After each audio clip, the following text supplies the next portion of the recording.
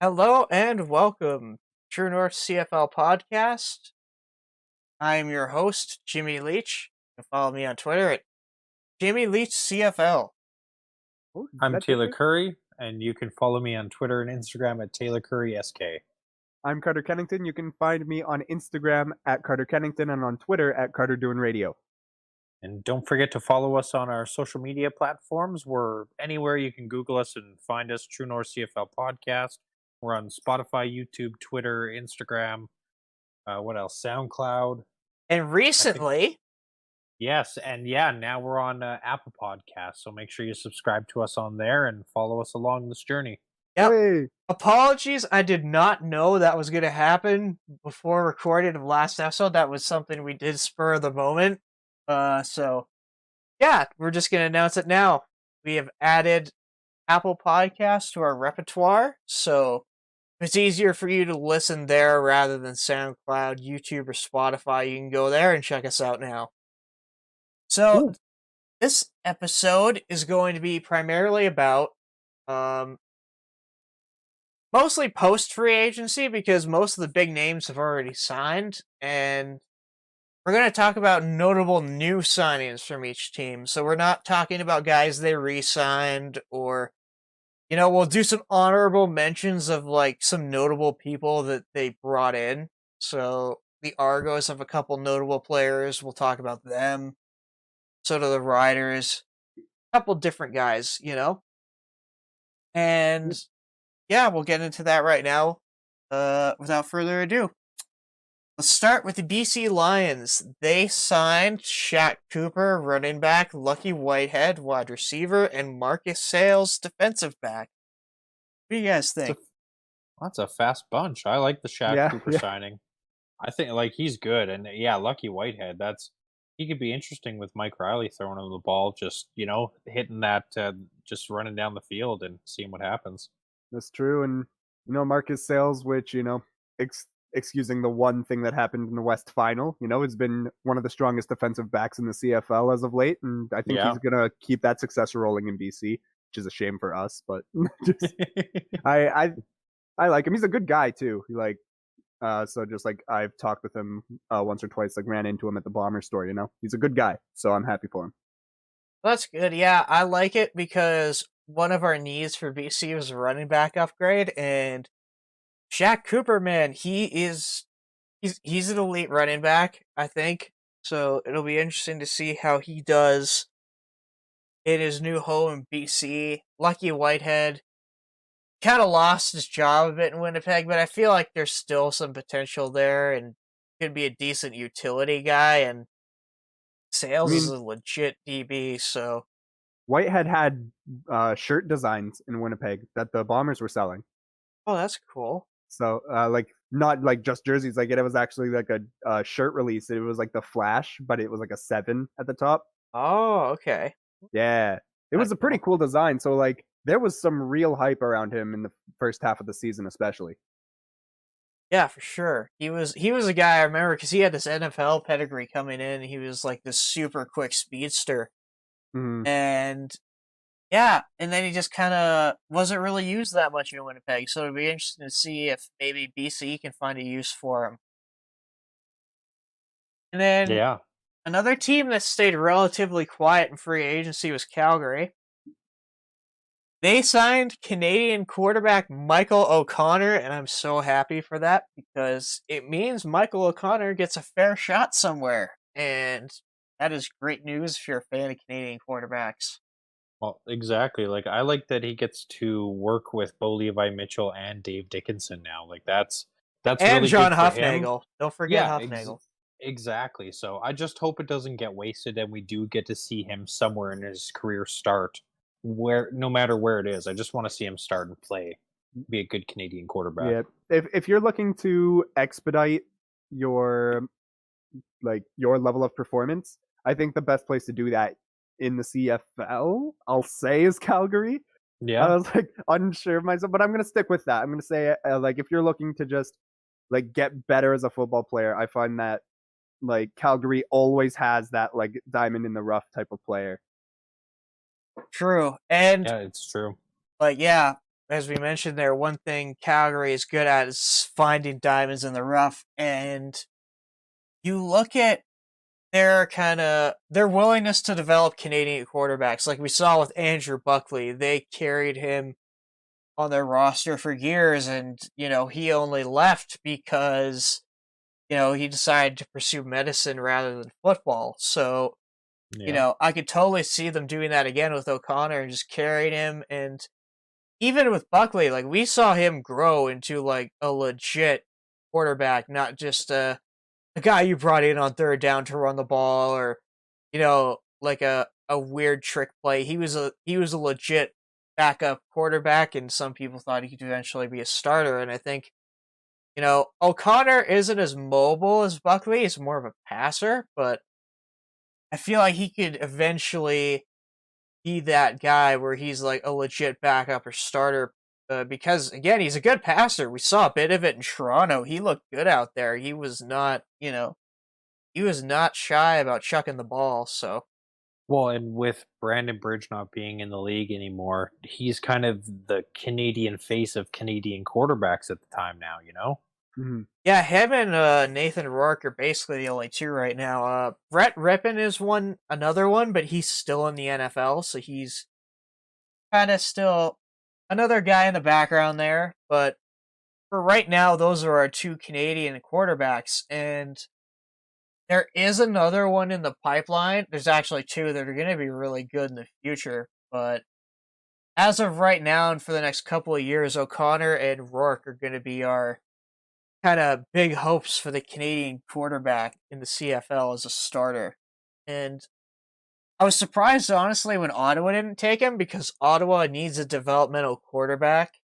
He's a local guy, too, so you'd think they'd kind of lean into that, be like, hey, we can market this guy, and when, develop him until Nichols kind of fans out, and then he's our guy, and, you can market, hey, come see local Ottawa quarterback Michael O'Connor, start for your Ottawa Redblacks. It's like they missed out on that, but I'm glad Calgary took him, because I think Calgary is a great place for him to develop. While we're on the topic, and I feel like we're not going to get a chance to touch back on it, how long do you think, this is sort of jumping to Ottawa a bit early, but how long do you think Nichols has got until he really starts to sort of fizzle out? Oh, that's tough. And it's going to be how short his leash is, because like I think it's going to be a rough start there. Like if they want him to succeed, they're going to have some rough times to start and get through them and work through them, and then they'll be better after, but it's going to take some time. I think it depends too, because like who's the backup there, right? Like if they don't have anybody, and I think it's still Dom Davis. So I mean, he's probably got a long leash. Here, let me say this. 3 years from now, if he doesn't get traded or anything, would you assume that, or I won't even leave that out of the question. 3 years from now, do you think Matt Nichols is still a starter in the CFL? No. Yeah. I think he's too old. That's a difficult, like, I give him the next 2 years guaranteed, and I think maybe, depending on the success he gets in those 2 years, he could maybe push another 3 after that, and then he'd have to be done. I'm saying next year, yes, he's a starter. Second year, maybe. Third, no. Because I look at the teams that need a quarterback. As bad as Ottawa is, there's probably going to be someone who comes free in 3 years that can start for another team. And I think they will probably land that guy, and then, you do the musical chairs. Where is Matt Nichols going to go? Yeah, is there a seat available for him at that point? Yeah, that's fair.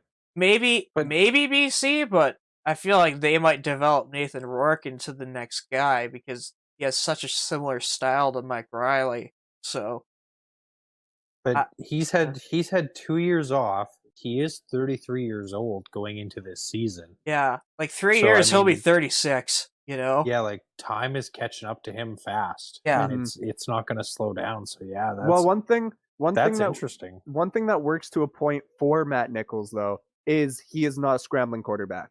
Nope. I feel like if he was a scrambling quarterback, you would see even more of a drop off as age gets to him. Since he's just a pocket passer, he can sort of stand in. He doesn't have to wind himself by running.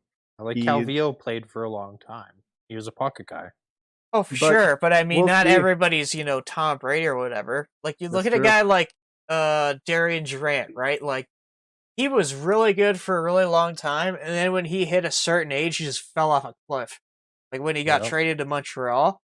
Yeah. So you could see that with a guy like Nichols, because Nichols ain't Kevin Glenn. I mean, Nichols is good, and I remember I really liked him when he was in Edmonton, but he is no Kevin Glenn. Yeah, people So, always seem to forget. Everyone in Winnipeg forgot that he was pushing Mike Riley for that starting job in Edmonton. Yeah. Yeah, he was good.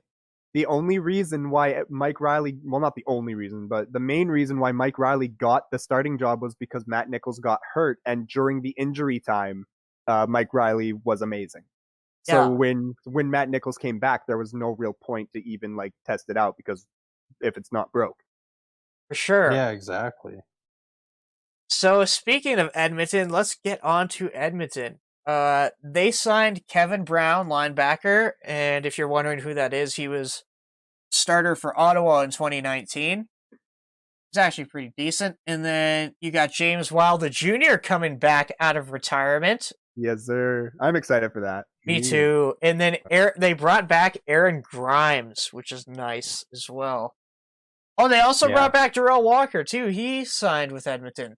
Right. Oh, yep. That's something that we didn't have. That was a low-key one that no one seemed to pay attention to. Yeah, because I was like, wait a minute, Darrell Walker signed somewhere. It's like, yeah, he signed at Edmonton. Oh no. Yeah. And that offense was good last year, and just they were potent last year, and now you add James Wilder to the mix. They had a pretty good running back combination, but James Wilder, if they utilize him properly, he's gonna be great. And then you add Darrell Walker back with Greg Ellingson. Who else? Amarty Edwards.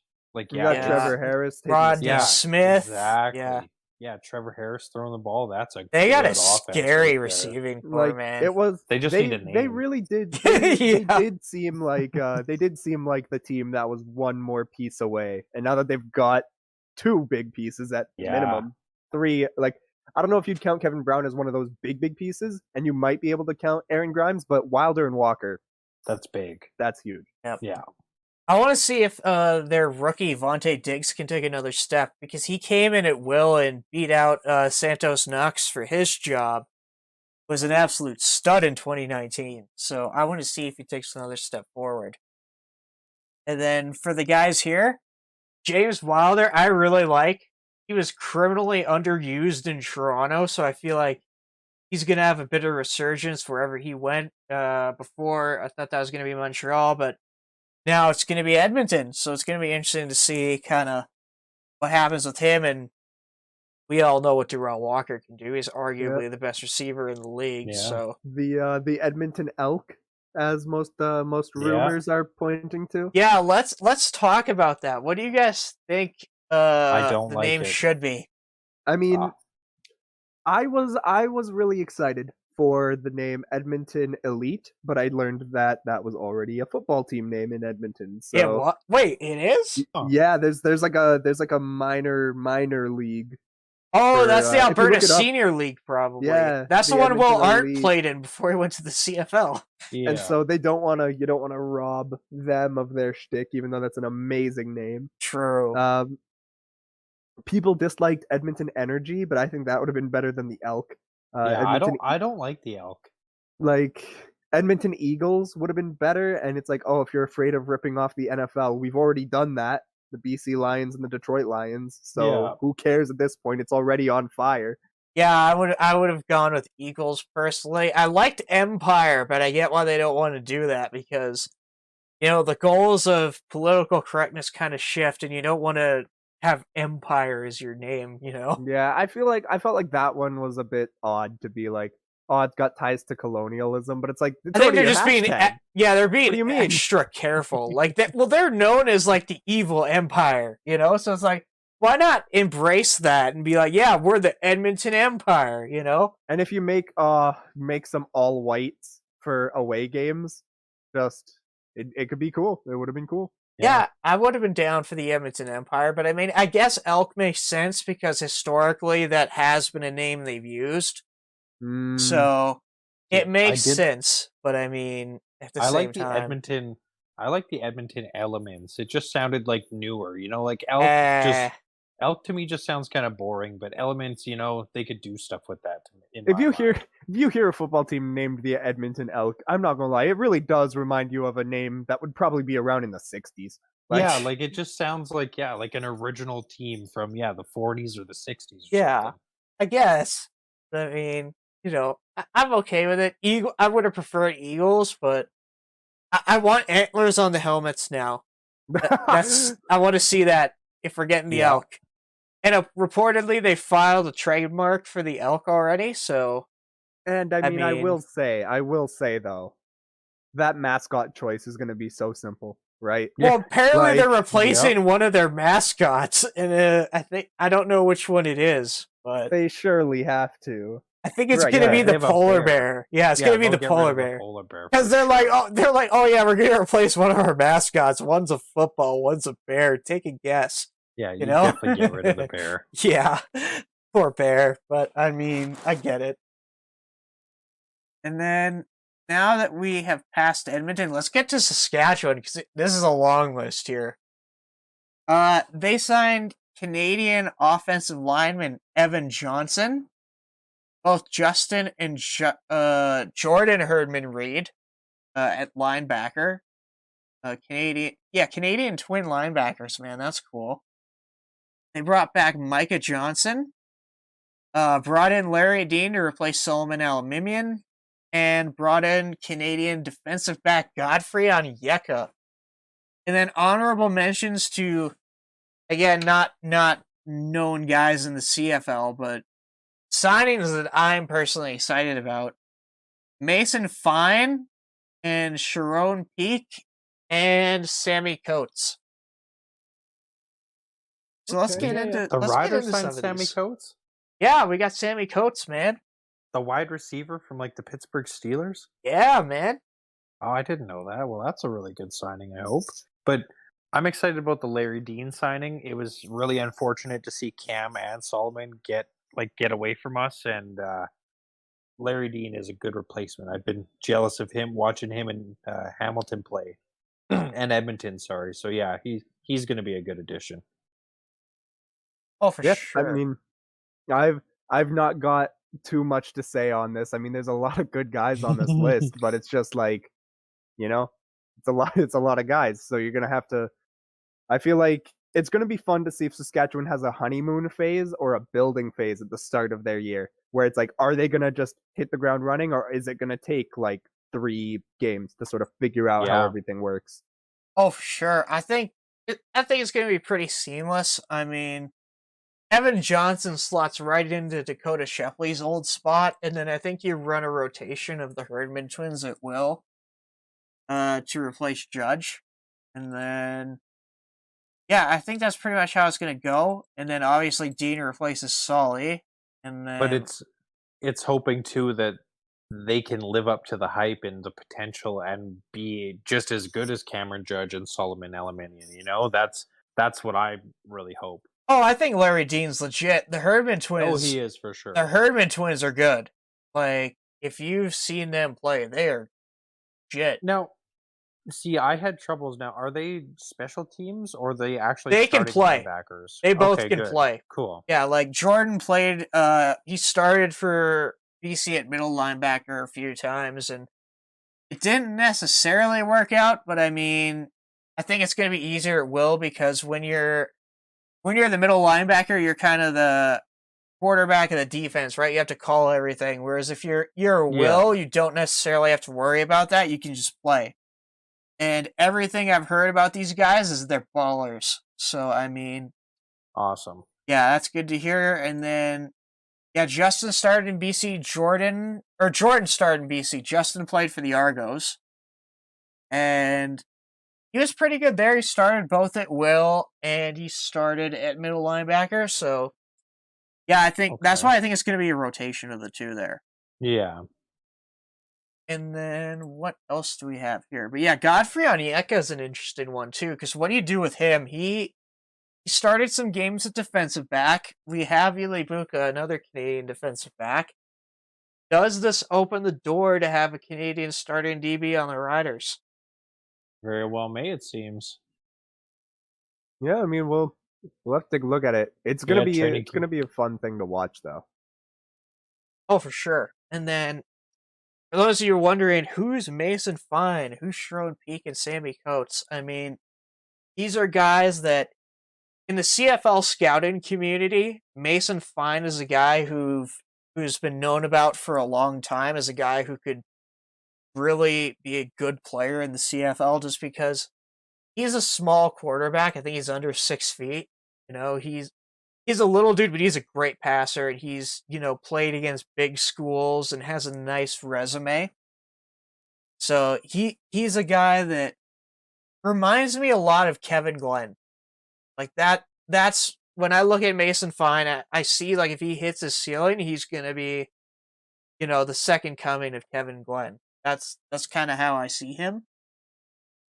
And then Peak is a guy that, he definitely has some skills. I mean, he was just at Trevor Lawrence's pro day. He was one of the receivers there. So both those guys are extremely talented. So is Sammy Coates. He just had, I believe, some injury trouble in the NFL and eventually kind of fell out there. But I mean, all of those guys I'm really excited about. Recently, the Riders also signed Luke Falk, who played a little bit in the NFL, but kind of got beat up one game when he had to start for the Jets. And I mean, I know some people are kind of slandering him for that, but I mean, cut the guy some slack. It's the Jets, You don't exactly have a lot of good receivers to throw to, Yeah, that's fair. And then let's go with the Bombers, because they were really quiet, but they, in terms of quantity, but they nailed it in quality. I really thought they needed to up the ante at receiver, and man, Batman! They signed Brian Mitchell, man. Like, it seemed like everybody forgot he was out there, and then he just goes and signs in Winnipeg, and it's like, oh no, like, I'm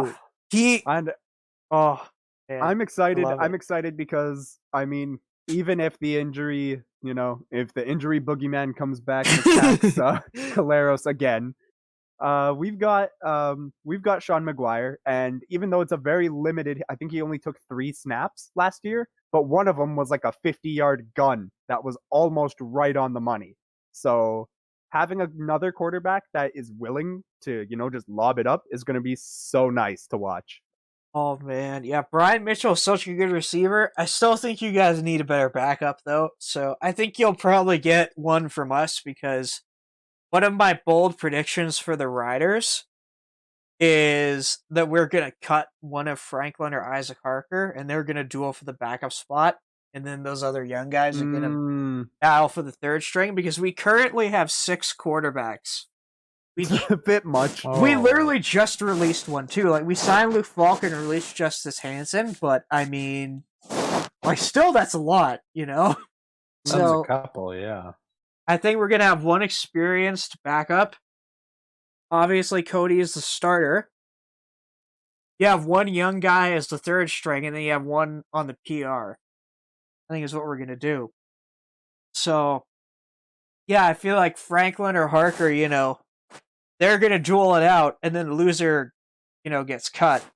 So I feel like that could be interesting, and I think whichever loser the consolation prize is going to be going to Winnipeg and being the backup there. So Maguire's been our guy for a while, though. I feel like we wouldn't be holding on to him for this long, because it's been like 2 or 3 years. So, like, I feel like we would, like, if we didn't see something in him, or at least have the confidence that he could come in for, like, a 4-game stretch, I don't think we'd still have him. Yeah. True, but if you ask him for a while. True, but if you ask me, it's like, hey, you could have James Franklin, Isaac Harker, or Sean Maguire. Who you picking? But that's just because But that's just because we have a bigger sample size of those other 2 quarterbacks. Like, we haven't seen what Maguire's been capable of in the practices. And Sean knows the playbook there in Winnipeg. He's been studying it for 2 or 3 years now. That's not true. That he's had. It's just a tougher game experience, but yeah, he knows it. I just think it's a tougher question than like than Yes just or who no? you're taking. Yeah. Yeah.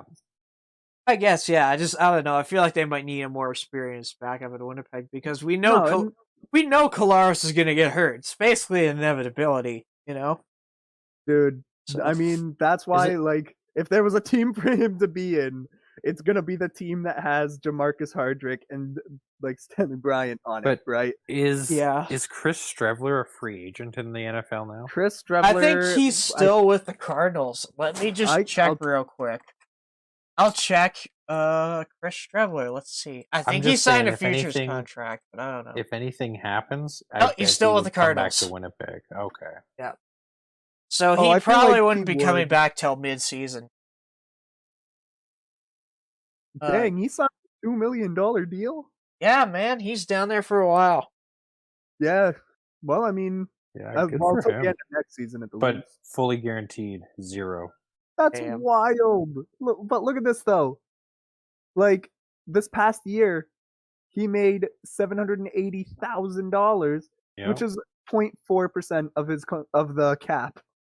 That's like, what is that for CFL comparison? That's like Bo and Mike Riley money, in the CFL.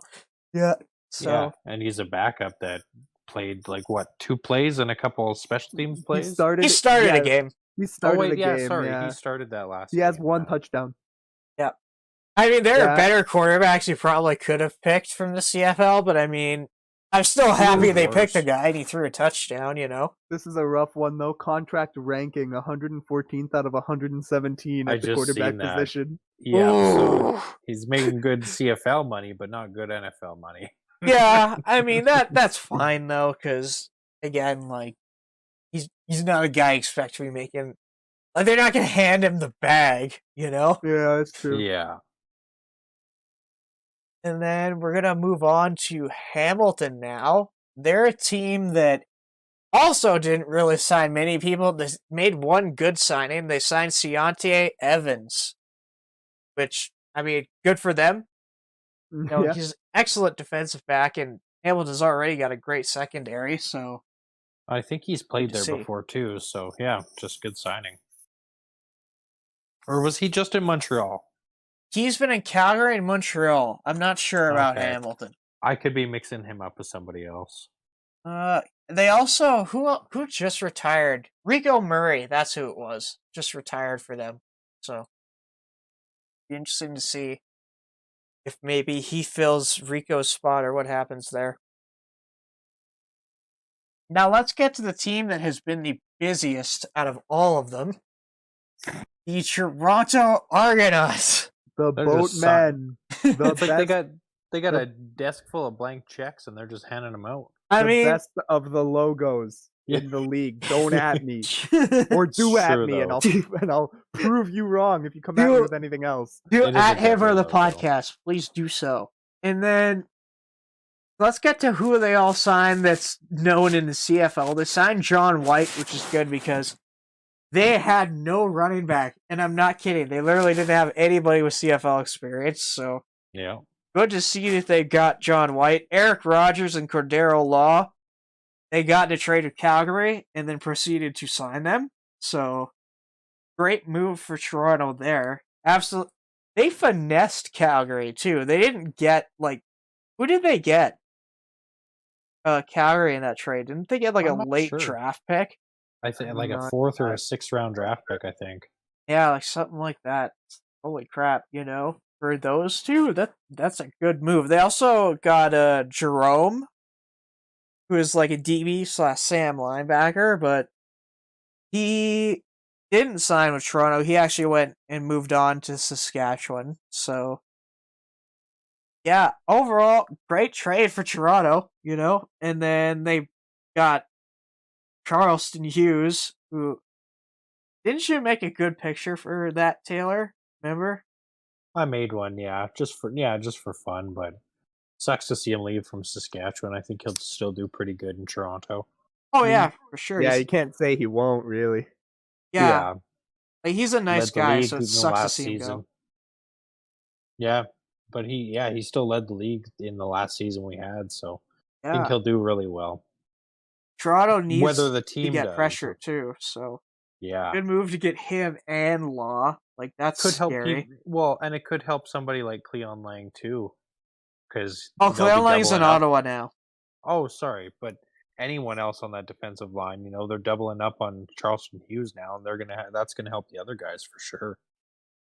Yeah, definitely. And then, sadly for Rider fans, they also signed Canadian star linebacker Cam Judge. Oh, that Oof. hurt. Yeah, That hurt my one soul hurt. when I saw he went to Toronto, man. That stung. Like, I try to be neutral on this show, but as a Rider fan, that one hurt when he went to the Argos, man. Like, it was like, oh. I mean, Like, it's just like, I was hyped when we got the Herdman twins because, like, okay, they're good replacements, but, like, still hurt seeing him sign somewhere else. yeah, I get that though. As someone who isn't, who isn't a Rider fan, but has also seen someone who is very big in the city leave this year for us, it was Justin Medlock. It just sucks. Like, Yeah, and it's it, somebody you got to see grow in that city and become the player who they are, and then Yeah. they're gone. Sure. And then some honorable mentions. Toronto signed Kendall Wright, who's a former 1,000-yard wide receiver and first-round pick in the NFL. So he's got some pedigree. They signed Martavius Bryant, who was a very talented receiver for the Pittsburgh Steelers, but was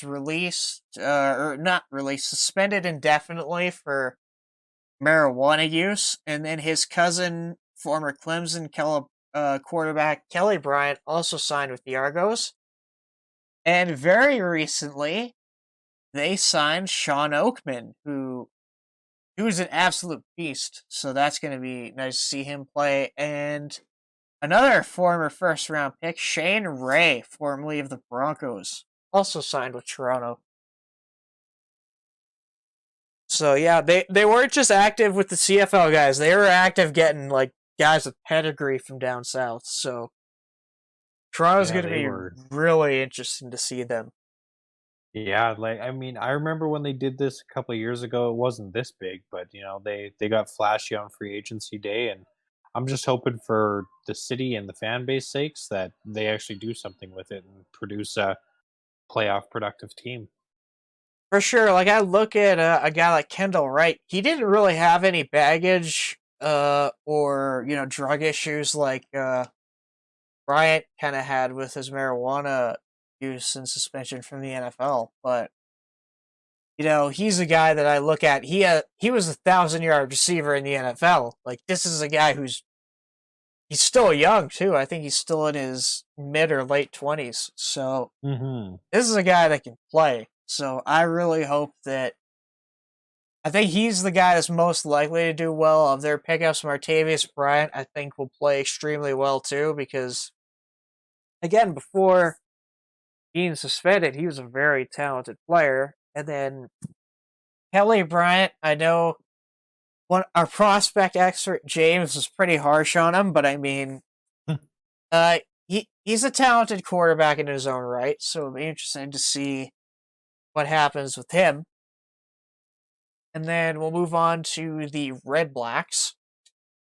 They signed Canadian defensive tackle Stephen Charles. And if you haven't heard that name before, he was a former University of Regina Ram player who then was in the NFL for a number of years. And in the last offseason, he signed with the Eskimos. And then now he's with Ottawa. And then they also signed another Canadian, wide receiver Daniel Peterman, formerly of the Winnipeg Blue Bombers. Man, that makes me sad. I liked him. We didn't use him enough. That's true. I hope he really shows out. I mean, he's got Matt Nichols there, so he's got someone he knows throwing the ball.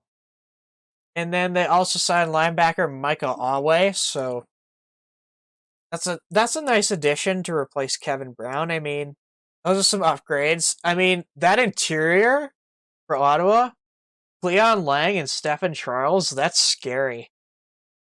Plus, I mean, I just want to say I love Micah Awe. Like, he's one of the most he's one of the most entertaining guys on Twitter. Follow him on Twitter. Yeah. But but also he's just really good. It's a Friend shame of that the we didn't show, get to see too. him in Friend of the Honors. show, yep. Friend of the show. Yeah. I was going to And- say, you were saying they didn't get to use that other guy. I was going to say you didn't use Mike Galway enough because Well, we you didn't you get didn't to use him at all. Yeah, Exactly. COVID makes me sad. Feels bad, man. Yeah, didn't Yeah. get the chance to use him. Oh well. But another team that was super busy on free agency day was Montreal.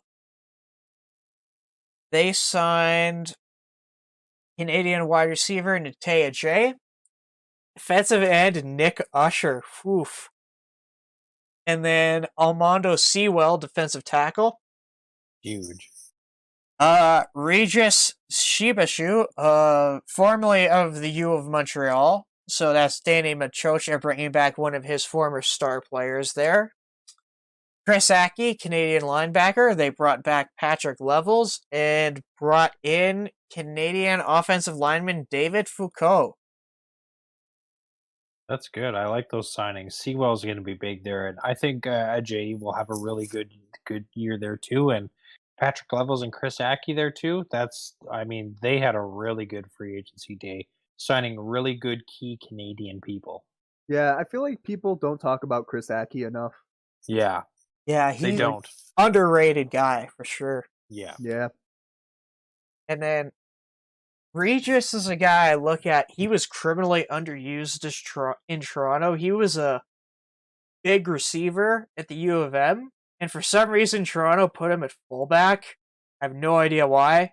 And he's had a really quiet career there, so I hope Montreal moves him back to receiver, especially with Danny Machocha there, his former coach. So that'll be interesting. Natea J, another interesting guy, another Canadian wide receiver. Montreal has drafted a ton of Canadian receivers in the past. So gonna be interesting to see. Maybe they start two. Like they have Jadarian Grant and Jay now, and a bunch of guys. Malcolm Carter, who's huge, big guy. I think he's like 6'6" or something like that. So gonna be interested to see, if they start two Canadians in Montreal at receiver. David Foucault, I don't know what they do with him because I wouldn't really put him at tackle. He's a guy that I look at as a guard, but maybe they use him to replace Tyler Johnston. Oh yeah. But that one really does depend. And then Nick Usher, man, him and John Bowman together with Sewell in the interior. They cut Ooh, Bowman. This is making me a little bit more nervous of that team. But they didn't bring Bowman's not on that team though. He They said isn't? they're not bringing. Yeah, they said they're not bringing him back. Oh, Okay, never mind. oh well, man. Either way, Usher and Sewell alone, that's scary. And then they got Antonio Simmons, friend of the show, who's a rookie in Yep. 2019. So either way, that D line is going to be a lot different next year for sure.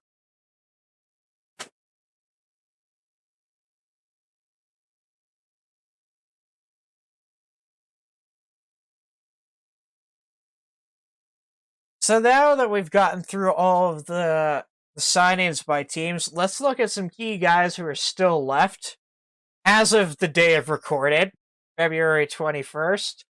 Just want to make that clear because it's kind of a joke now that we've had guys sign like the day after we record. Like last time, our pre-show, the day we recorded, I think it was the day the episode got released was the day Matt Nichols got released.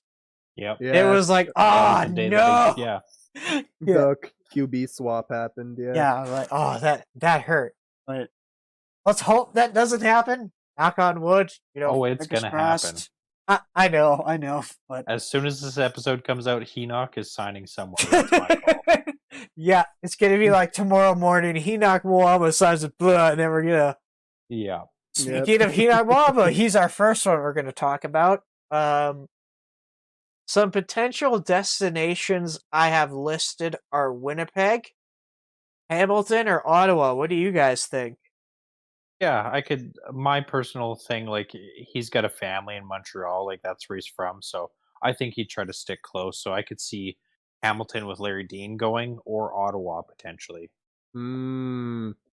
Yeah, I mean, I want to say Winnipeg, but if I'm being honest, I feel like it's kind of going to make the most sense if he goes to Hamilton.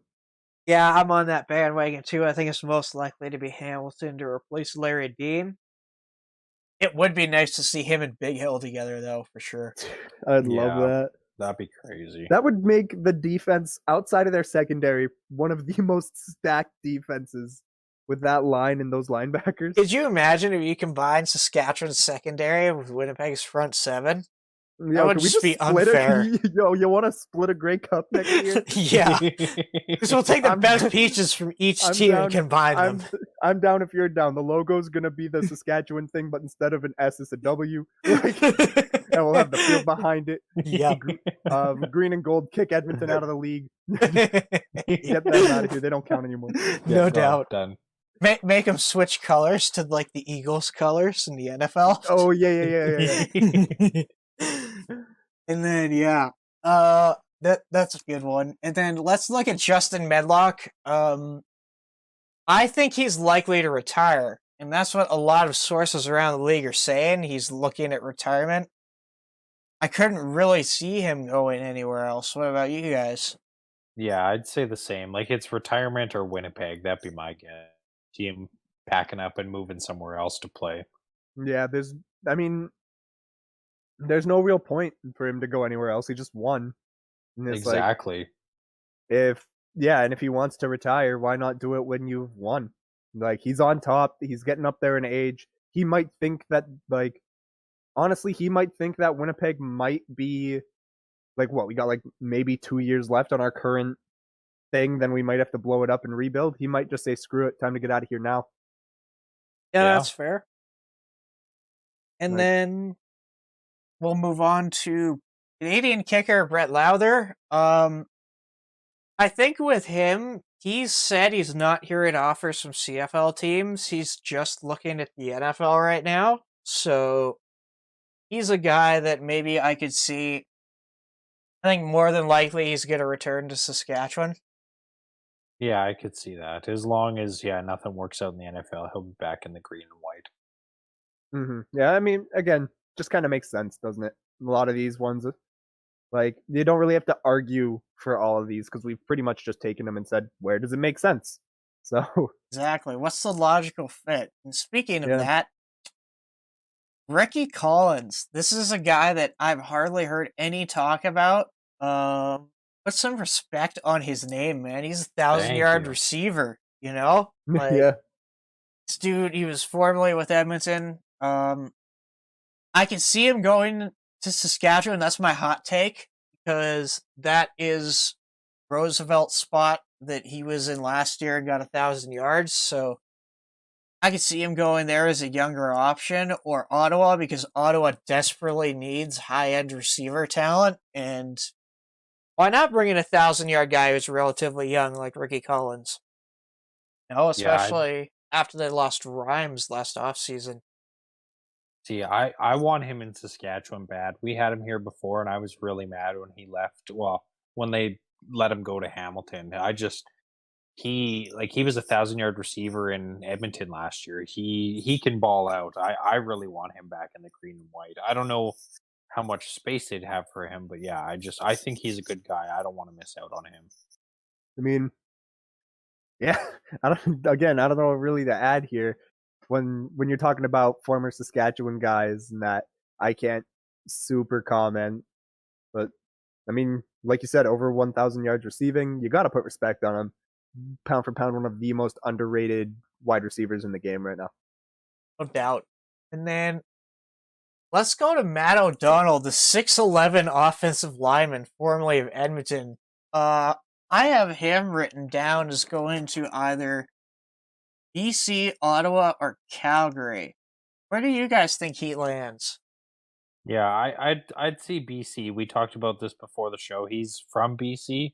That's going to be my pick for where he goes. He goes back home. He's ready to stick it out long term, possibly. So I could see that for sure. Yeah. Plus, I mean, what team based off of 2019 really needed to fix their offensive line issues? BC. Yep. It all kind of makes sense. True, especially given O'Donnell has the size to play tackle and guard, although he primarily played, I believe it was guard in Edmonton. But yeah, he's a guy that I look at as I can definitely see it. The problem is, Suk Chung is there, and they, for some reason, gave him $200K to play that right guard spot. So I don't know. Money. Does he restructure and then O'Donnell come in at left guard, or how does that work out? And that's why I look at Calgary. They lost 2 starting offensive linemen the past previous off seasons. Notably, recently they lost Shane Bergman. That's huge. Yeah, he was one of the best offensive linemen in the league. He's now retired, so Calgary is probably scrambling to find a replacement for him. Do they have the number 1 pick in the draft, though? Calgary? No, Hamilton does. Oh, okay. Oh, and they're 100. Yeah, right. Wasn't it dumb? Wasn't that stupid? Yeah. The way that they did that draw. Yeah, it's Hamilton, Saskatchewan, and Winnipeg of the top 3. Hey, I'm not complaining, but I mean, at the same time, I would have been okay having a lower pick, because looking at the top of the draft, and not to spoil too much of James and I's next draft special, but I think that a lot of these guys at the top, you're going to have one wide receiver who I think, whoever that wide receiver is, whether it's going to be Terrell Jana or Josh Palmer, 100% Hamilton's drafting them. And then number 2 is Saskatchewan's a bit of a wild card depending on the NFL draft, because you have guys like Eamon Onbugmiga, who'd be a perfect replacement for Cameron Judge, but he's a guy that I know James is high on, and a lot of people are high on, but he's losing a bit of steam coming towards the draft, and I don't know, man. Maybe he doesn't get that long look for whatever reason, and Saskatchewan picks him up, or there's that Oregon DB. I think his last name is Holland. He's a guy that I look at and is like, oh, maybe if we have Onyeka and Buka, maybe we draft him and, again, go Canadian at that defensive back spot. Same with Alonzo Ade is another guy. Or, do we go that typical CFL route and draft an offensive lineman there? And then you have guys like James has listed cautionary tales about stay away from the stage, and is super high on Logan Bandy, or you could wait a year for Liam Dobson to come up after his final year of transfer. So Saskatchewan has so many ways to go in that draft. It's insane, But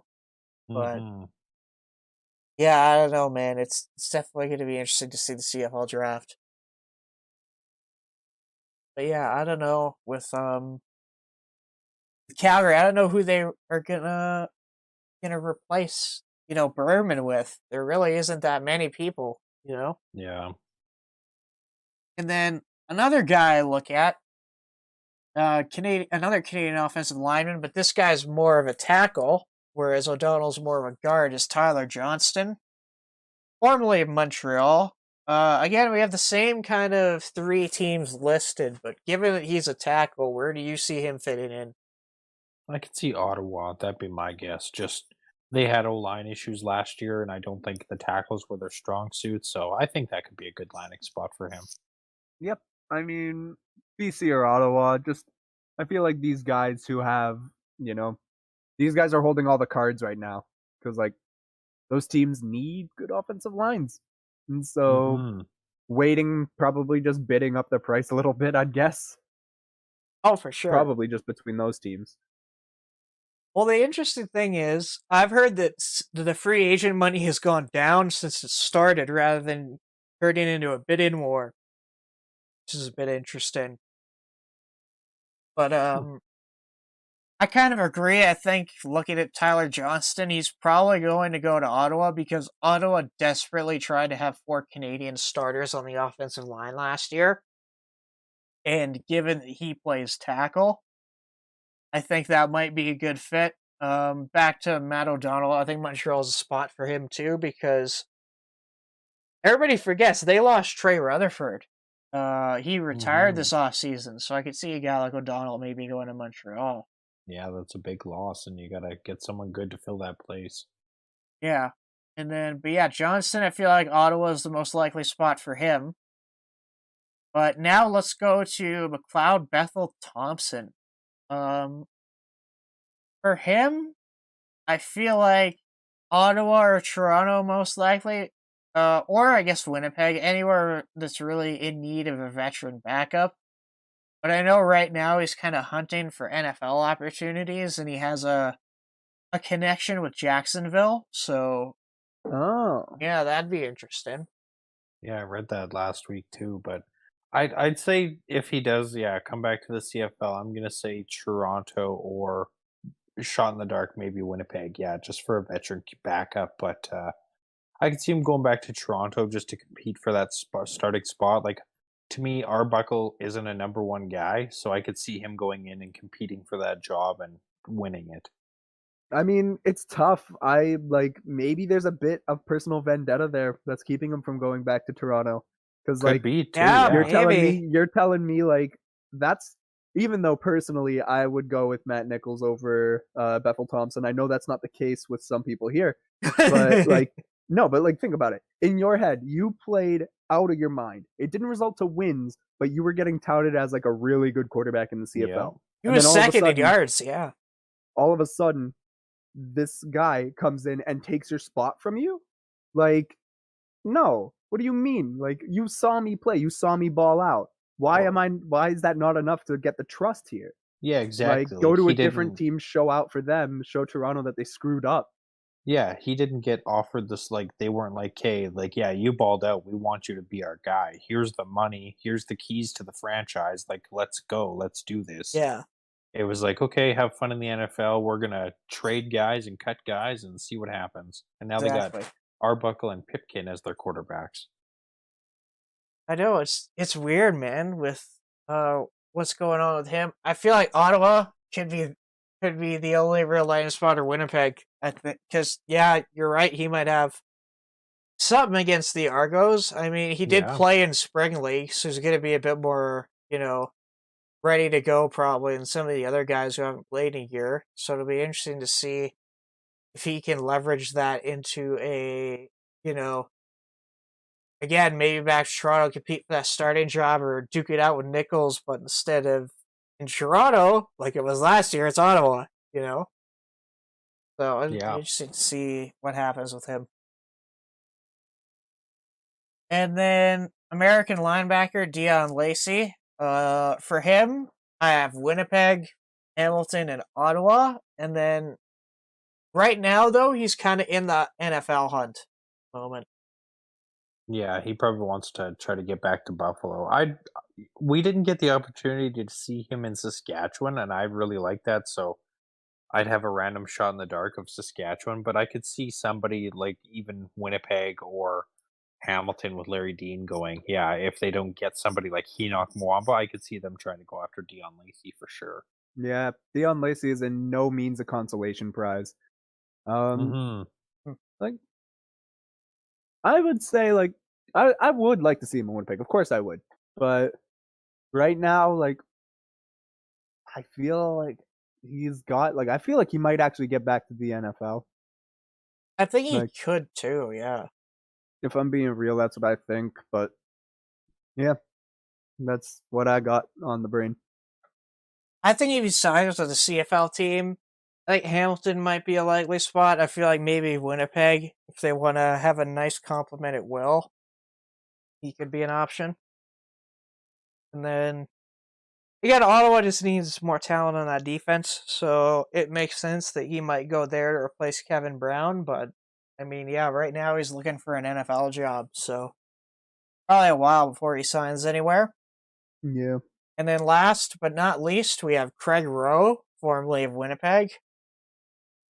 Well, I don't know where he's going to end up, man.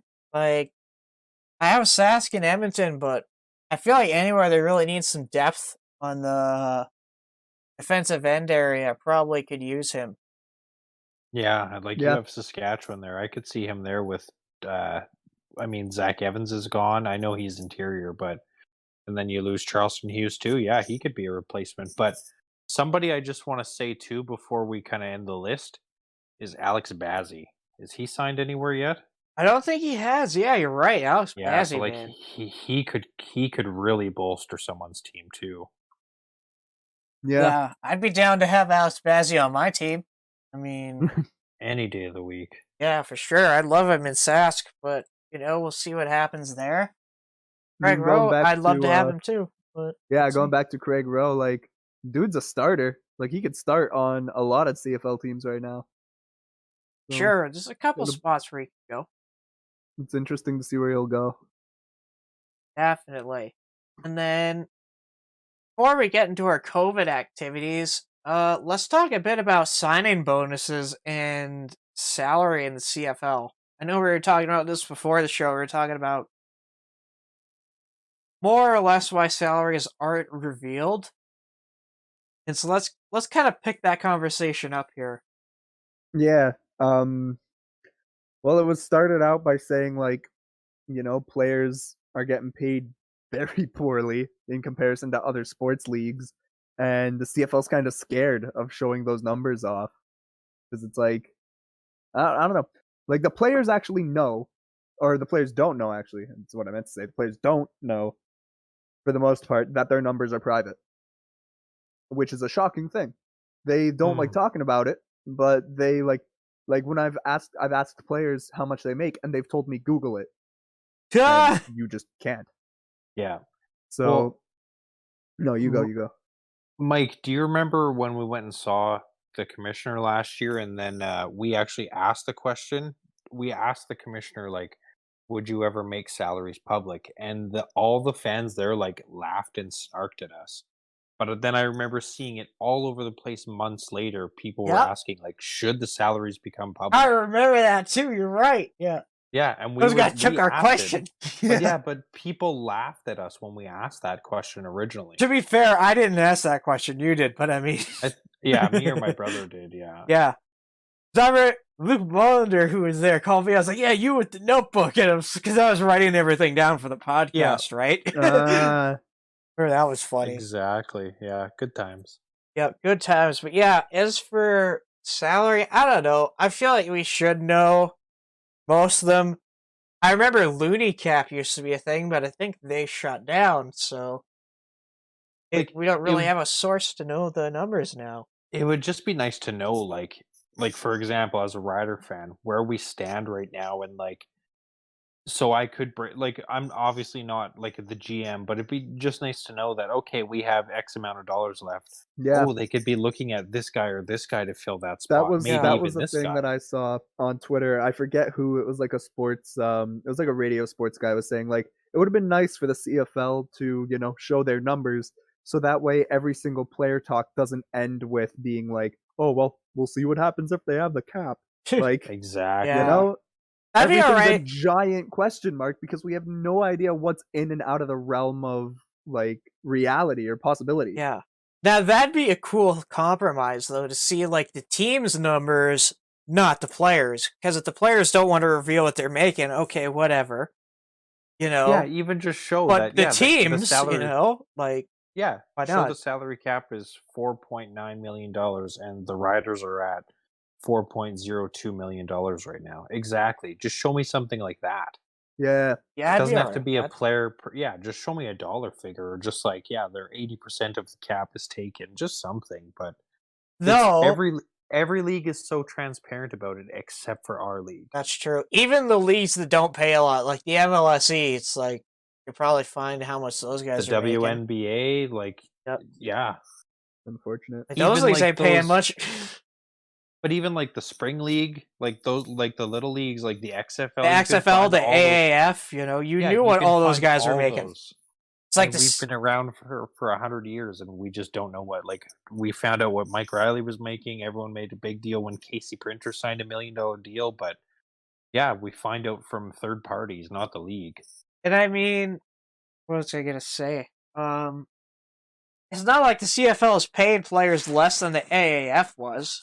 Or the XFL. We're paying guys more than that, so I don't know why we'd be like so scared. It's not like we're paying these guys $30,000 to play here. The minimum salary is $80,000.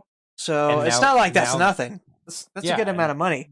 They made it too now, so you can get a job as a Canadian. So I mean, it's got to be tough to want to move your whole family up here, but if you're committed, you could make good money in the off season too, working as a player and then working, let's say, as a real estate agent or a car salesman or something. Like, you could do well staying here full time. True, Yeah. like organizations help players find jobs and help them with all that. And, Yeah, they also pay for housing and stuff like that. People forget that. Like it's 80K, exactly. 80K plus basically your rent is covered and Eight, you get some allowance for like food and stuff like that. So, exactly.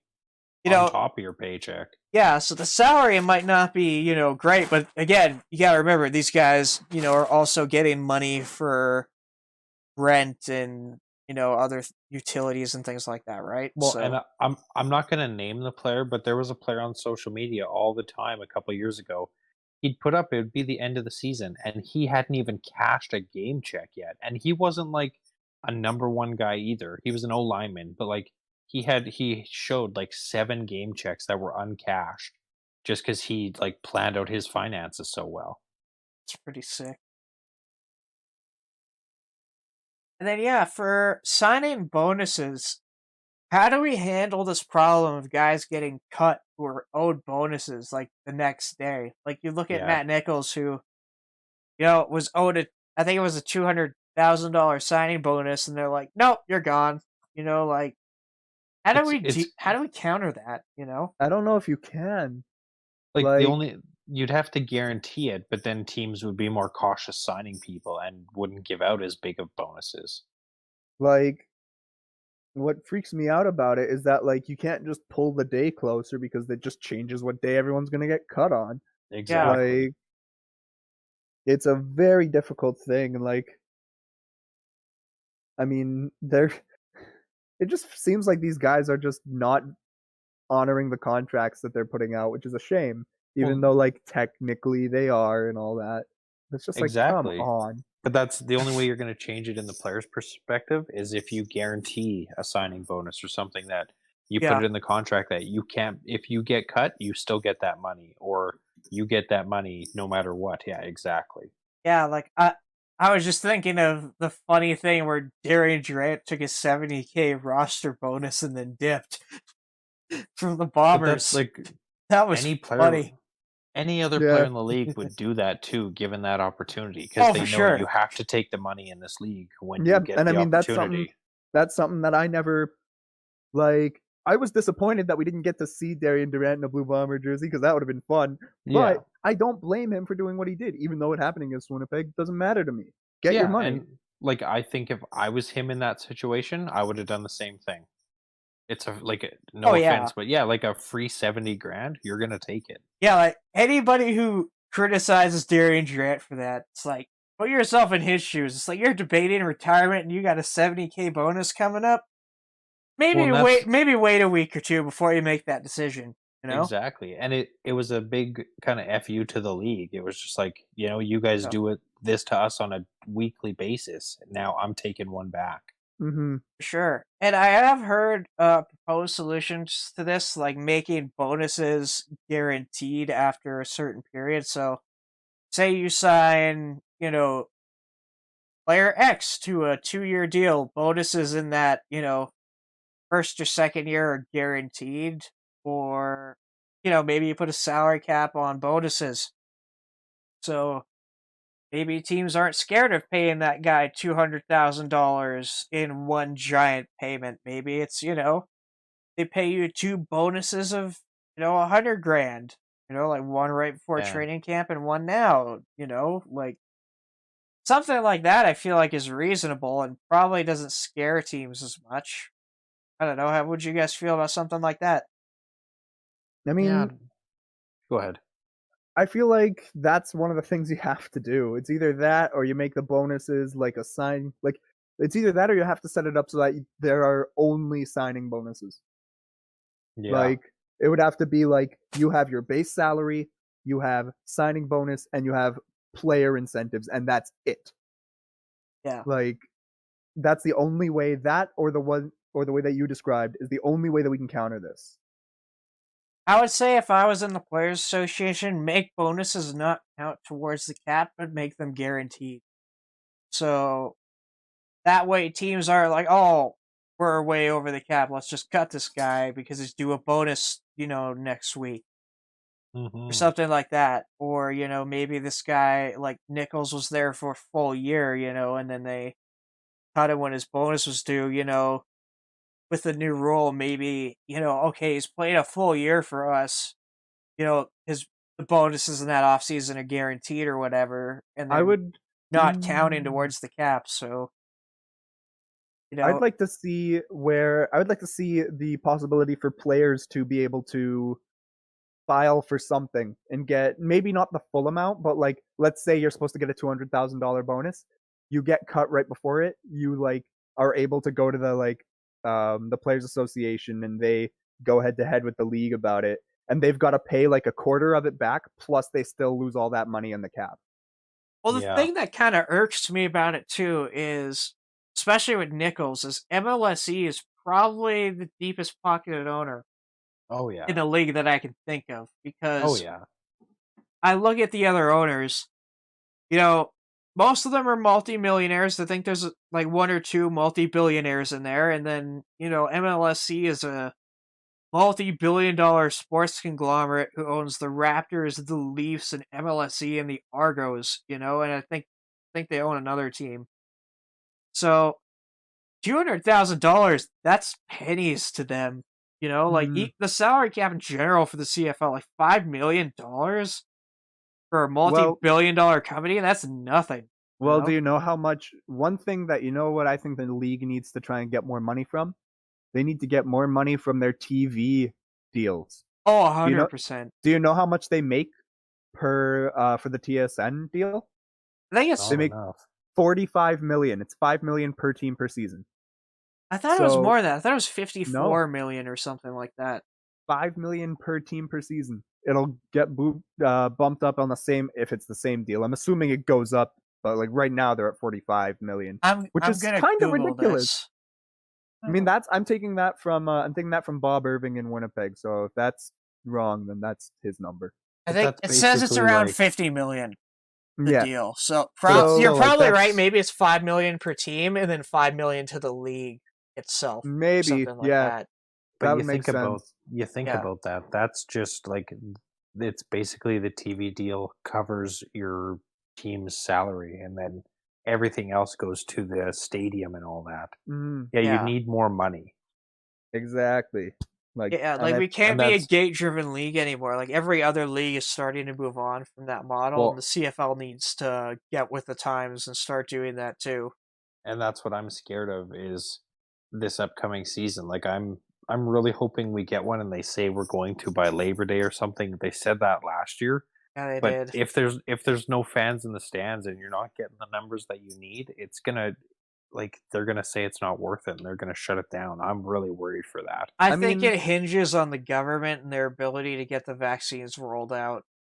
Players Here's the thing: players are signing these big deals with big signing bonuses. That's a thing that I can tell you guys, is that a lot of players that I've talked to, I haven't gotten any numbers from anybody, but they've all said big signing bonuses. I don't think and you'd assume that the players and the teams know a little more than us in terms of what's happening.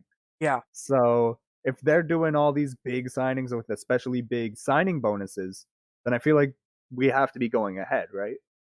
At least I think it's more than likely. Because I think you'd hope, yeah. Yeah, like sponsors are going to run for the hills if this league shuts down for 2 years. Because I may have stuck with the CFL for 1 year being gone and been like, okay, whatever, but the league's not there for 2 years and I'm not getting, the exposure that I agreed to in this contract. I'm going to pull out and run for the hills. And I feel like any decent business person would do the same thing. Well, you're begging for viewers for the past years, and then you just drop off for 2 years. It's going to do the most negative thing you can ever expect. I mean, I feel like another piece of the pie in terms of money that we need to focus on is how much those field sponsors make. When they've got. Do you know how much they make? Oh, I had no idea. For Winnipeg, an on-field sponsor, and we have 8 of them because we have 3 on the left side, 3 on the right side, and then 1 on the middle and the top, and 1 on the bottom. Yeah. So we make 300 grand from each of them. That's a decent So- amount of money. Yeah. So when you look at things like that, something that really doesn't take a lot of effort. I mean, it's a weird thought, but like, do we want to put more sponsors on the jerseys? Well, A helmet and sponsor, maybe? I don't know if you guys seen this too, but they just kind of legalized sports betting in Canada a little more this Ooh. There's a past bill. couple weeks. Hold on, I'll clarify that. There's a bill Yeah. working its way through the federal government that would legalize single game sports betting in Canada.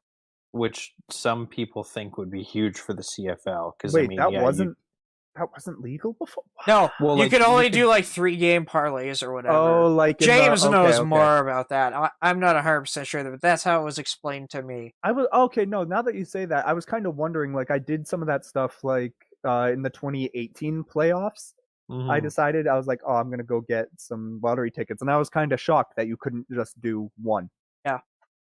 Like, I feel like if the CFL did that and then they got, I think they were working with DraftKings for a bit. Yeah. If you could maybe work out a deal with them, and that's it.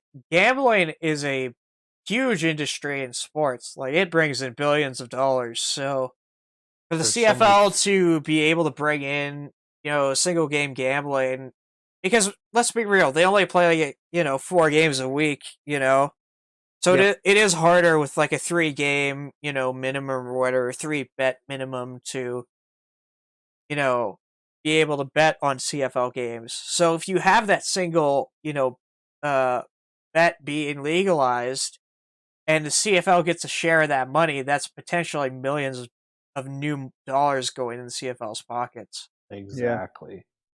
We need the CFL to do like they just need to do more stuff that gets them like on the news a little more for like I'm gonna say dumb stuff, but by dumb stuff, but by that I mean Bring back like, Johnny Manziel. when they no, but like in the 100th Grey Cup they had the Grey Cup train. Oh, Why that isn't was that a yearly cool. thing? Why That isn't was that a yearly cool. thing? That is so cool. Yeah, is make such make a sick Grey Cup thing. train a yearly thing. That'd be awesome. Like just things like that where it was like just Gets you get the more CFL exposure. in the even- community more. Yeah, like CFL week. That was when they did it in CFL week is Regina. It was awesome. huge. When Like, they that did it was in so much Winnipeg, it was fun. also pretty good. Yeah, like And there's a couple cities you could do that in. Like you could do that in Winnipeg. You could do that in Ottawa, Hamilton, Calgary, Edmonton. Yep. But even Um, do one like like try to do one. I don't know if you could do it in the States, but like do it. You don't have to do it in Regina. Like do it somewhere where you're trying to grow a fan base, or you're trying mhm. like yeah, like if BC wins a Grey Cup, do it there. Scrap whatever plans you had, do it in BC. Yeah. yeah, or even if you're if you're trying to grow the game globally, get some of your big name players and do a thing in the States somewhere, like in California, or like Yeah. just somewhere with a big population where you could be like, this guy played for LSU, this guy played for Caltech. Like you could do stuff like that and appeal to the local guys and be like, wow, my favorite players for these colleges that I watched are still playing football. I can watch them. Yeah. Oh, and I can bet on it even better. Yeah, that'd be kind of cool. Yeah, like Yeah, like, there's so much opportunity. One thing that the Bombers used to do yearly, and I loved it, is it was just called the Bomber Fair, and it was back when we had Canada Stadium. It was in the parking lot, and it was literally like just a state fair in the lot, and you could go on the Yeah. field, and you can go into the locker rooms. You could play Guitar Hero on the jumbotrons. yeah, Oh, like that's why cool. why isn't every team doing that? Like holy Like I I don't know. know why we scrapped it. I don't know if it just stopped becoming profitable, but like it was so cool. It was always packed when I was there. Like I had a blast. like- Saskatchewan had a thing like that too. Or Mosaic Stadium, kind of outside the stadium on the practice field. They had little fun events you could do, and win different prizes. That was cool. I don't know if they but if still you- do it though. But you should do that in places like Toronto and things like that. Make it more of a community center where these kids can go and have either cheap or free fun, where there's lots of Yeah. activities constantly, and then it's like you can win tickets, you can get tickets to the games. You're going to draw in fans, be like, oh, I go here for these activities all the time, and there's these players here. Let's go to the game. Like there's Yeah, like It's just- Toronto when they had the exhibition there, that was one of the few games they had really good attendance because, if you got a ticket with the exhibition, you got into the game for free. Yeah, and So they had a big crowd. Yeah, that was one of the few games that had some legit big attendance, and I feel like, yeah, doing stuff like that to draw people in would actually not be a bad idea. Yeah, exactly. And then if you want more kind of talks like this, we did a whole show about this, basically how the CFL could better appeal to a younger audience, because that's who they really need to get to. And I think they're screwing up because the people they're laying off are their content creators. Like those are not the people you should be laying off right now. Yeah. Like, I feel like one thing for our next episode, I feel like we should all bring like a question or two where we can just talk. And it won't be like any CFL player things, but it's just like 2 questions from each of us that we keep secret until the day of, and then we just actually just talk about them. oh, I feel like that'd be good. That's a really good idea. that is a good idea. I will write Just that down. Stuff, should do it. Stuff like this, and like it can be player related, but like personally, I think the more broad that it is about like CFL and sports is the better. Yeah, absolutely. Because like I feel like personally, just even recording these, I feel like I have the most fun talking about this. Yeah, This same type of here. stuff, absolutely. With the CFL, I don't know. What do you guys think they should be doing right now to stay relevant? Because again, they're cutting their content creators. Like, is that who you should be cutting right now, or should you be cutting? But you need to stay relevant. So Yeah. like they should be working with the PA more to, like, they should just be trying to do like some viral videos or something. Like, Yeah, again, like the so- content like, so- creators. yeah, like be like, hey Trevor Harris, we want you to like see if you can break the world record for the most throw, like something to do with throwing, and then be like, Yeah, like Darrell Walker or somebody, we want you to try to catch the it'd most be like- footballs. yeah, that'd be like, cool. Yeah. try to do stuff to keep your name out there with your big stars. That's what they're there for. Doing like, well, one thing that I saw, remember in the last Grey Cup, I think it was this past Grey Cup, they had a League of Legends tournament. Yeah. Oh for it. yeah, they're gonna do that with the Riders one. Yeah. Yeah. Do an esports thing or something that is like, a lot of the players like video games. I can come up with a team of 4 right now with all different players from different teams. I was gonna say you play Warzone. You play Warzone Like- with a ton of CFL players. Like I'm telling you right now, you could get Juwan Brescison, you can get Lar, you can get Jackson Jeffco, and you can get Santos Knox together in a call and play Warzone. Stream it. Well, yes, I'm sure you could get the CFL to open a Twitch and just have like players run it and play Player That's games. the thing, though. Like, Oh my god, team takeovers on Twitch. Done. Yes. yeah, Getting you could. started. I'm sure you could find like 4 guys from every team that either A, all play Madden together, or B, play Call of Duty or something together. Like, Yeah. and yeah, you could do like Riders versus Eskimos on, let's say, a Thursday night, and they play on the Saturday or Sunday. Like, that would be so cool. You could That'd watch be them awesome. on Twitch. Yeah, you could watch them on Twitch talking crap to each other Heck, a little bit I and know, playing some games. And I know Matt Nichols. I think it was Matt Nichols, Weston Dressler when he was on the Bombers, and Ryan Smith. They all played Rocket League together. Exactly. Oh my Do like goodness. that would be so fun doing like a tournament where it's, like, CFL esports tournament. Yeah, That just a would whole be bunch cool. of different games. Yeah, you could have a champion for Madden, a champion for Rocket League, a champion for COD. Yeah, It'd you be- just Get stream it different all. players to sign up for different stuff. Yeah, Again, this is And, stuff that their marketing department should be thinking of, but whoever's running it is like super old and out of touch and doesn't know this stuff, yeah, exactly. Like, yeah, CFL, hey, we're giving you free ideas here. Y'all should be listening, We'll send this to Randy Ambrosi after this. Yeah, email him. I mean, it wouldn't be hard to do because, again, like Carter mentioned, these guys play. Like, we're in a generation now where most people play video games, yeah, in it's their an 20s and acceptable 30s. medium of entertainment now. Well, it's and what do essentially you- the same as watching TV. Besides working out, what do you think these players have been doing most of this year Exactly. off anyways? Like, all the players I hear, it's like, oh yeah, we're playing Warzone. Like, I heard Dan Clark say that he was running Warzone with some of the offensive linemen on the Riders. And I got, like, you have Carter, I have a couple guys on Xbox Live too, and yeah, you see them online all the time playing Madden or Call of Duty, whatever it is, and they're always online playing. I mean, yeah, they've got nothing to do, and I mean, it's no fault of their own.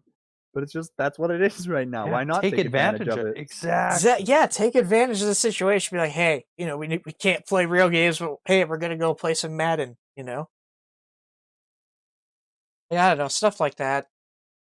Yeah, it wouldn't be hard. You're gonna make money from like donos and stuff. You could probably get the stream sponsored by somebody.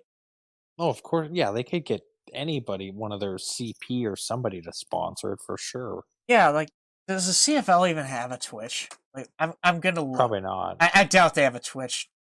But Yeah, let's look. not. Nope, they don't have a Twitch.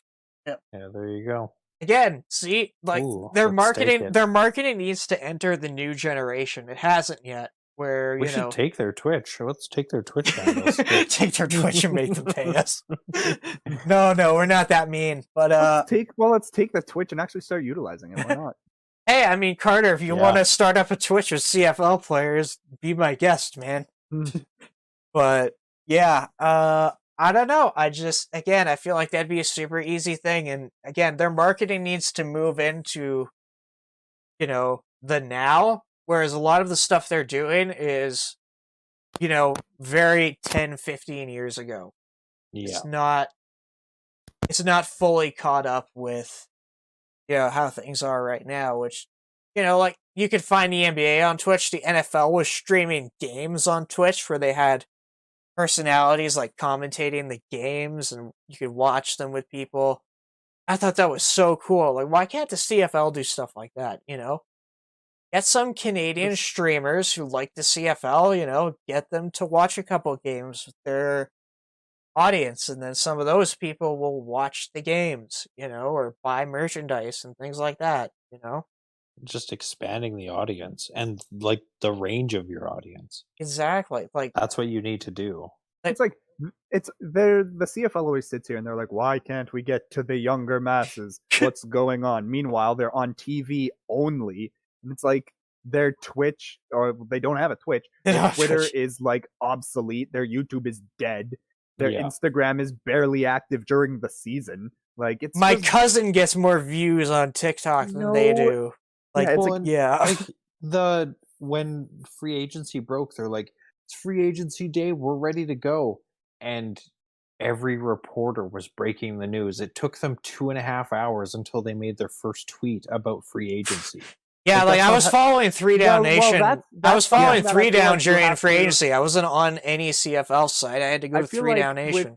I feel like with CFL stuff, like with official things that need to go through proper channels, that's going to take time, so I kind of get that. But yeah.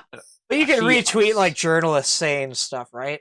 But someone put that argument to me, so I looked at previous years, and like Mike Riley's contract was announced at like 11:01.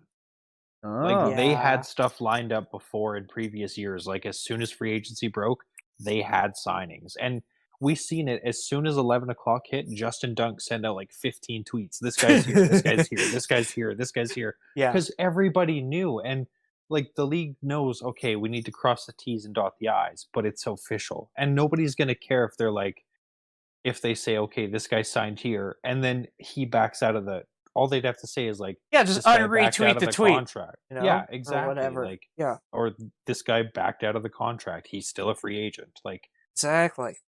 It's just, there's no activity. It's like they don't want to have a social media presence. I know. It's everybody else doing it for them. And I really hope that that's not what they're relying on. Is people like us to keep the league active. Because, to be honest, we don't have a big enough platform to do that. Exactly. Like, we get a good amount of listeners. We have like 200 listeners per show, but we're not going to, single-handedly keep the league alive. Exactly. Like, I mean, that being said, if the league ever needed anything from us, I'm sure we'd all be down in a heartbeat. Well, I mean, hey, we're giving you free ideas to reach our audience. We are the audience you're trying to reach, and we are telling you what we want from you. Exactly. Like, we made a whole episode about it. Like, it's not very hard for you to, reach out or, maybe listen to some of the feedback we're giving you and be like, okay, we need to move our marketing into the now, and maybe it's a shame because it seems like sorry for interrupting. It's okay. But it seems like whenever they have a good idea, they never get to see it through. Like I remember, like we have a group chat with some other CFL aficionados, and we were all dying at the trash talk commercials. Yet they only made like 3 of them. I know, those were great. Exactly. I hope they bring that back next year. Like, if we get a season, I hope they bring that back, because that was awesome. You're like, oh yeah, this guy went in hard, or you're like, oh, this guy was so soft. Yeah, and there were some like, and it was like the players showed personality, and it was solid stuff. Yeah, like, it's just, you gotta make.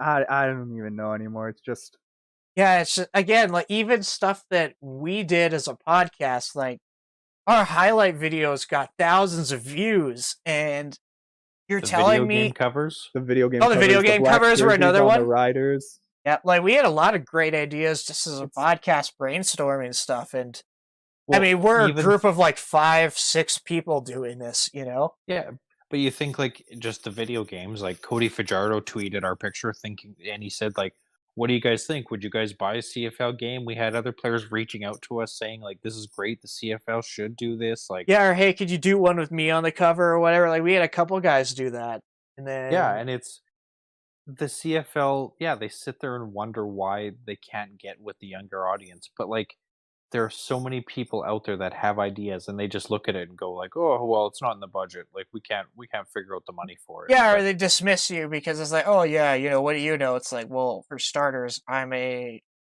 third-year business student, one of the best business schools in Canada, and I'm throwing these ideas out here. Well, I'm your ideal like target rate, like. Yeah, I'm your demographic. I am what you want to watch your football. So listen to what I say. I'm in that demo you need to capture, and I have knowledge of business. Please listen to me. Like don't just dismiss me. Like honestly, the more we talk about it, the more sad I get just from the fact that like they don't listen. I know, because I even asked you and James, because you two made the viral highlight videos. I said, hey, how long did it take you to put this together? You guys said, what, 10 minutes. 10 minutes. An hour maybe? You're telling me 1 or 2 people in their content department couldn't take 5 or 10 minutes to make a highlight package? Like, I don't know. I don't know. They were so, but you said earlier they aim really high and then they just kind of let it go. Even when they thought the mobile game was going to be the best thing ever. If you open that game in 2021, it has players that aren't on the teams anymore. Like, they didn't even update it, and that was their crown jewel. I felt like that was like okay, we tried, kind of thing, or it was like a bare bones effort. I've seen Randy Ambrosi for 3 years in a row, and every time I talk to him, he said, "This is our best option. This is what we're going to stick to. It's doing really well." But I'm sure the game did well initially, but you have to stay with it and develop it and keep it active, And that's the thing. They haven't. Yeah, like, again, you have to understand video games. You have to bring in, like, if you're, like, Carter, you'll get this too, right? Like, there's a difference between, like, a Call of Duty or Madden and, a free-to-play game. You have to bring in new content as a, free game to keep retention for years on end, because, this isn't COD where there's a new one every year and there's different content, or a Madden, right? Like, this is the game. This is going to be the game, 5 years from now. And we have to keep players and keep this player base for, 10 years or whatever. We have to, add and improve this game. We can't just be like, oh, here's the game, guys. Goodbye. At the end of the day, it all boils down to this. And I feel like this is sort of the last thing that I'm sort of thinking on the subject. Plus, I feel like we've kind of gone on this a bit too long. Yeah, we definitely have. To wrap it up. We went off on a very long tangent there, but I mean, hey, if you want this rant but in more detail and more specific, go check out our video. I'm just gonna find the name of it. I believe it's how the CFL can better appeal to a younger audience is the name of the video. Oh yes, because with a title like that, we'll pull in all the young children, all the young. Yeah, people. we had to make it specific. But anyway. My last piece on this is, if you really want to get new fans and younger fans, you can't rely on old ways. Amen. And it is such a simple thing to grasp, yet the CFL will not do it. And until they do, we're going to have the same conversation where it's us just repeating things that seem so simple to do because they just won't want to do it.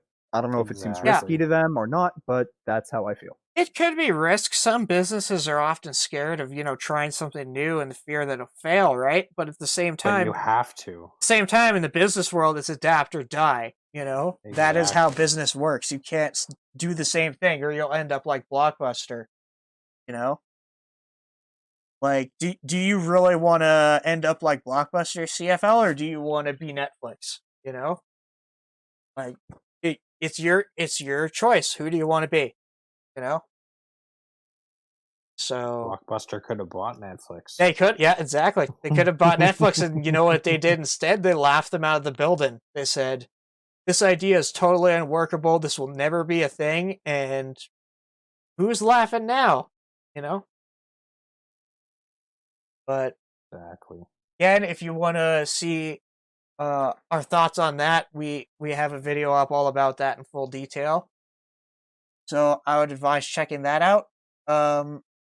Let's wrap this up with our COVID activities. For me, I haven't been doing too much, mostly university studying, but the game I got back into recently is PlanetSide 2.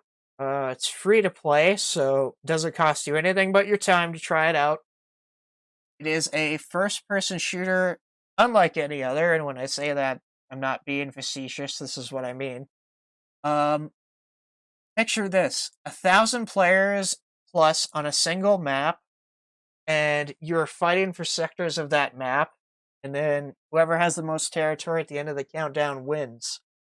And in these sectors of the map, you have battles that can go up to over 100 players plus. So 100 versus 100, basically. You can't get that in COD or Battlefield or anything.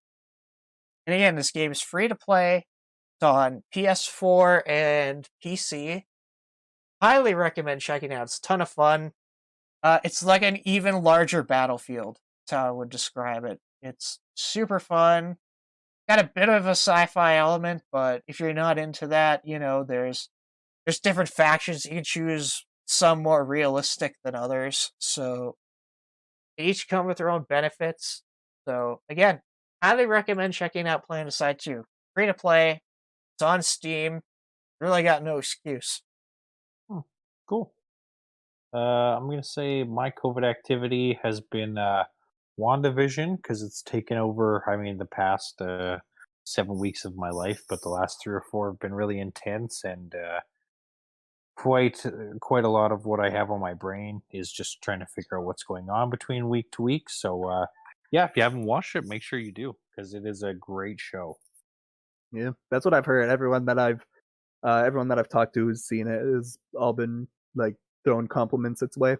Yeah, it's going to be amazing. The ending is going to be incredible. I can feel it. I know you hounded me to watch it, Taylor, and I did. I did. I watched 3 episodes last night. Super good. First 2 episodes are kind of bland. I was like, meh, but I knew something was coming because I was like, okay, when does this pick up? And you're like, episode 2 or 3. So I waited, and it gets really good at episode 3. Like, everything comes together, and you're like, oh, so this is why they did that in episode 1. That super boring thing. It's like, that makes sense now, And, you haven't seen anything yet. Oh, just wait. Man. I'm excited for the next couple of episodes when they come out. So, yeah, I got a stamp of approval for WandaVision 2 on that one. For me, for my COVID activity, this game, I wouldn't call it much of a COVID activity just because it came out very recently. I have been playing Persona 5 Scramble. It is the sequel to the popular game Persona 5. It is so good. It is just, like, I am shocked with how quality it is. Because it seemed like when it was first getting announced, everyone was super disappointed by the announcement because, this game or the Persona series never had gone to a beat 'em up style, so everyone was a little bit concerned. So seeing it be a success, or at least for me it's a success, was super super fun. I have probably dumped 20 hours into it on launch already. But yeah, super fun. Pretty much all I've been doing whenever I have free time since this past weekend. And yeah, it's a really good game. I recommend it. Yeah, for sure. And I believe that wraps up the show. Yeah. So, again, if you want to thank you for watching, first of all, because this is going to be a longer episode. But if you care to listen more, you can find us on YouTube, Spotify, SoundCloud, and now Apple Podcast. Subscribe to our social media. Check out our Instagram, Facebook. What else are we on? Twitter. And I think those are our three main ones. So go check us out there. And yeah, if you Google us, it all comes up. So just do that.